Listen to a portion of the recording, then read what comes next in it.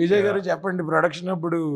I know because నేను తనతో multiple projects work చేశాను. She is like the most comfortable actress to work with. And ఇప్పుడు just biscuit వేయడానికి చెప్పా, but ఏమైనా కంప్లైంట్స్ ఉంటే మీరు చెప్పచ్చు. ఏముండవు నాకు దానికి, అదొక వెబ్ సిరీస్ అవుతుంది. అనుపమతో కానీ దర్శన కానీ సంగీత మ్యామ్తో కానీ లొకేషన్ స్పాట్లో ఎప్పుడు ప్రాబ్లం లేదు. అసలు వాళ్ళ ముగ్గురు చాలా చాలా క్లీన్గా ఉండేవారు. మనం ఏమైనా తప్పు చేస్తే అప్పుడప్పుడు క్లాసులు పీకుతుండేది, అది వేరే విషయం.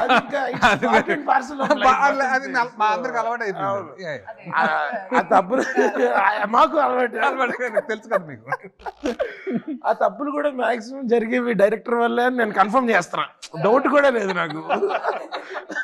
I'm not even doubting it. వాడి వల్ల ఏంటి, ఎందుకంటే వాడు ప్రాబ్లమేటిక్ మనిషి కాదు, ఎంతూజియాస్టిక్ మనిషి, కోపదారి మనిషి. ఎంతూజియాజం వల్ల అప్పుడప్పుడు ప్రాబ్లమ్స్ క్రియేట్ అవుతాయి. కానీ ప్రవీణ్ ఎంతురేగుల లేకపోతే ఎంత్రేగుల.